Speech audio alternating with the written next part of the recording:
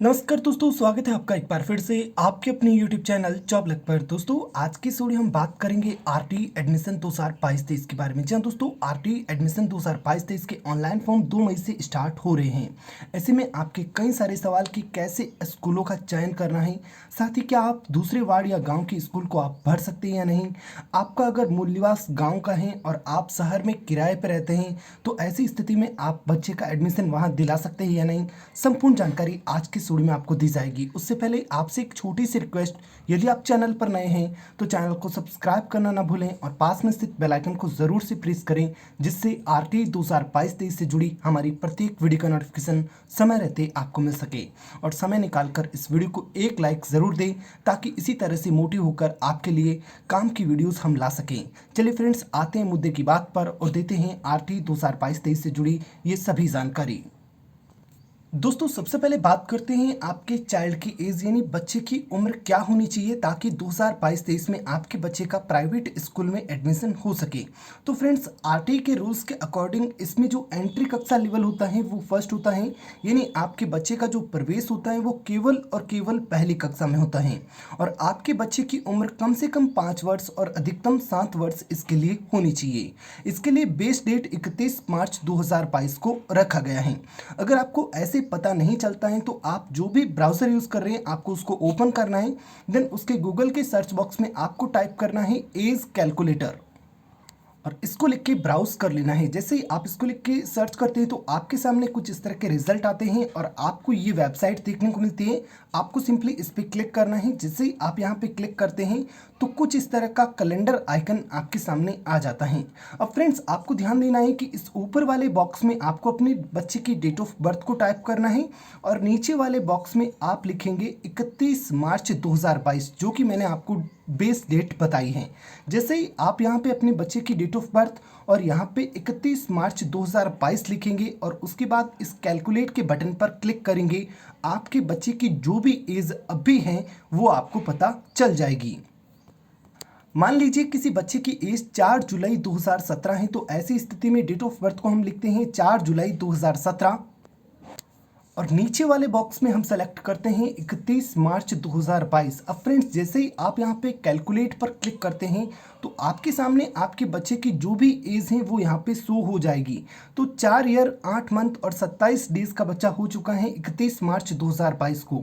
मैंने आपको कहा था कम से कम 5 वर्ष बच्चे की एज होनी चाहिए, मतलब कि 4 जुलाई 2017 जिस बच्चे की डेट ऑफ बर्थ है उसका इस 2022-23 आरटी में एडमिशन नहीं हो सकता है।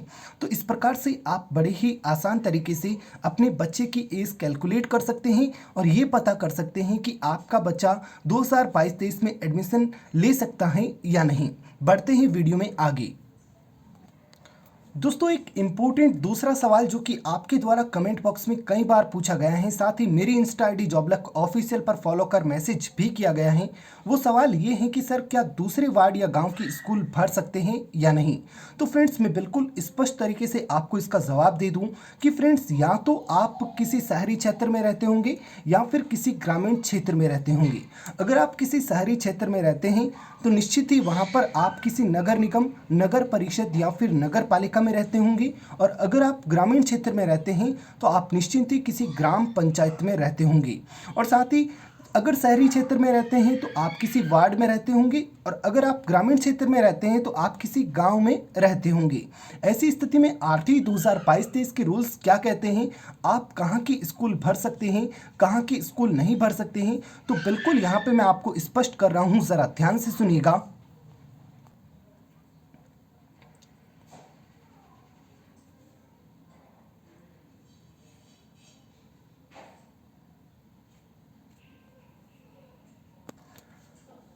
मतलब साफ और स्पष्ट है कि आप निवास संबंधी जो भी प्रूफ देते हैं उसमें जो भी आपका एड्रेस है, यहाँ वहाँ पर या तो कोई शहरी क्षेत्र होगा या फिर कोई ग्रामीण क्षेत्र होगा।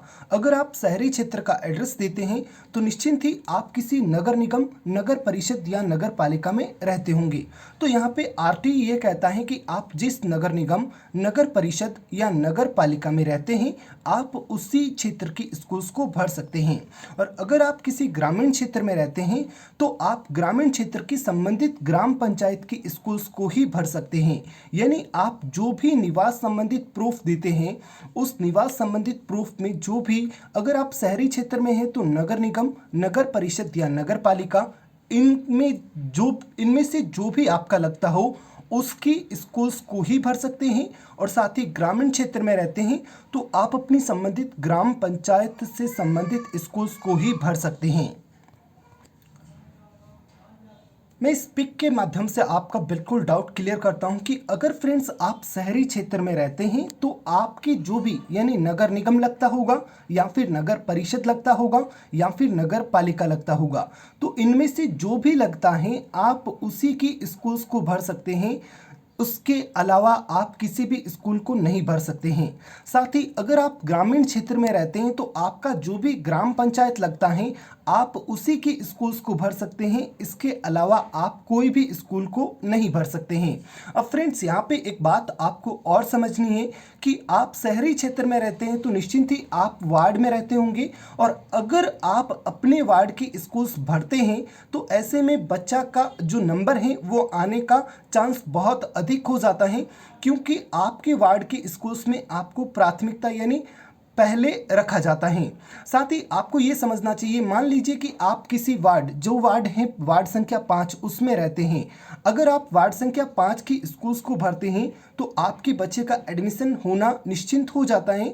जबकि अगर आप फ्रेंड्स वार्ड संख्या 5 में रहते हैं और आप वार्ड संख्या 11 की स्कूल्स भरते हैं तो ऐसी स्थिति में आपको ध्यान देना है कि आरटी के रूल्स के अकॉर्डिंग वार्ड संख्या 11 के बच्चों को पहले लिया जाएगा। अगर वार्ड संख्या 11 में बच्चे नहीं मिलते हैं तो ऐसी स्थिति में आपके वार्ड के बच्चों का यानी आपका फॉर्म लिया जाएगा। मतलब साफ और स्पष्ट है कि आप जिस भी शहरी निकाय में रहते हैं उसकी नगर परिषद, नगर पालिका या नगर निगम की स्कूल्स को तो भर सकते हैं, लेकिन आपको ध्यान में रखना है कि आप अपने वार्ड की ही स्कूल भरें ताकि आपके बच्चे का एडमिशन पहले हो सके। अगर आप अन्य वार्ड की स्कूल भरते हैं तो उस अन्य वार्ड के बच्चों को प्राथमिकता दी जाएगी और उसके बाद आपके बच्चों का एडमिशन होगा। अगर उस वार्ड में बच्चे नहीं मिलते हैं तो आपके बच्चों का एडमिशन होगा, अन्यथा नहीं होगा। तो इस बात का विशेष आपको ध्यान रखना है। साथ ही अगर आप ग्रामीण क्षेत्र में रहते हैं तो आप अपने गांव की स्कूल को भरते हैं तो आपके बच्चे का एडमिशन पहले होगा। अगर आप अन्य किसी गांव की स्कूल को भरते हैं तो उस संबंधित गांव के बच्चों को प्राथमिकता में रखा जाएगा। अगर वहां पे बच्चे नहीं मिलते हैं तो आपके बच्चे का एडमिशन लिया जाएगा। आप इस वीडियो को 2 मिनट के लिए पूरा वापस देखें ताकि आपको ये पूरा समझ में आ सके। मेरे कहने का बस इतना सा तात्पर्य है कि अगर आप शहरी क्षेत्र में रहते हैं तो आप जिस भी इसमें रहते हैं उसकी स्कूल्स को तो भर सकते हैं, लेकिन आपके लिए अच्छा यही होगा कि आप अपने वार्ड की ही स्कूल को भरें ताकि आपके बच्चे का एडमिशन जल्दी हो सके, पहले हो सके। साथ ही अगर आप ग्रामीण क्षेत्र में रहते हैं तो आप संबंधित ग्राम पंचायत की स्कूल को भर सकते हैं, लेकिन आप अपने गांव की ही स्कूल को भरें ताकि आपके बच्चे का एडमिशन जल्दी हो सके। अगर आप दूसरे वार्ड या फिर दूसरे गांव की स्कूल को भरते हैं तो ऐसी स्थिति में आपको ध्यान में रखना है कि वो जो भी दूसरा गांव या दूसरा वार्ड है उसके बच्चों को पहले लिया जाएगा। और अगर वहां पे बच्चे नहीं मिलते हैं तो ऐसी स्थिति में आपके बच्चे का एडमिशन लिया जाएगा। यही बात इस जो पैराग्राफ है इसमें लिखी गई है। आप चाहें तो इस डिस्प्ले का स्क्रीनशॉट लेकर इसको अच्छे से पढ़ सकते हैं। अब दोस्तों निवास संबंधित प्रमाण पत्र की बात करते हैं कि भाई निवास संबंधित प्रमाण पत्र में आप क्या क्या दे सकते हैं। तो आपका यहाँ पे एक सवाल बनता है कि सर बालक का देना है या फिर पेरेंट्स का देना है। तो भाई यहाँ पे मैं आपको क्लियर कर दूं कि आप बच्चे का भी दे सकते हैं या फिर अभिभावक का भी दे सकते हैं, यानी दोनों में से किसी एक का देना है। आप चाहें तो बच्चे या फिर बच्चे के माता या फिर पिता, इन तीनों में से किसी का एक का मूल निवास दे सकते हैं। अगर मूल निवास तीनों का ही नहीं है तो ऐसी स्थिति में आप बच्चे या फिर पेरेंट्स का राशन कार्ड दे सकते हैं, आधार कार्ड दे सकते हैं, मतदाता पहचान पत्र दे सकते हैं, ड्राइविंग लाइसेंस दे सकते हैं, या फिर पानी या बिजली का बिल जो कि 6 महीने से अधिक पुराना नहीं हो वो भी दे सकते हैं। बाकी फ्रेंड्स इसके डॉक्यूमेंट्स क्या चाहिए, इसमें आपके अन्य जो दस्तावेज हैं वो क्या चाहिए, उसकी वीडियो ऑलरेडी चैनल पर उपलब्ध है। तो आप चाहें तो इस वीडियो को देख सकते हैं, आप चाहें तो इस वीडियो को देख सकते हैं। इन सभी वीडियो में ये सारी जानकारी दी गई है। तो फ्रेंड्स यहाँ पे आपके कई सारे डाउट क्लियर हो चुके होंगे, जैसे कि आपको किन स्कूल्स का चयन करना है। तो भाई जो भी आप निवास संबंधित प्रूफ देते हैं उसमें जो भी आपका वार्ड नंबर लिखा गया है या फिर लिखा हुआ है, अगर आप उस वार्ड के स्कूल्स का चयन करते हैं तो ऐसी स्थिति में आपके बच्चे को प्राथमिकता में रखा जाता है और एडमिशन निश्चिंत ही हो जाता है।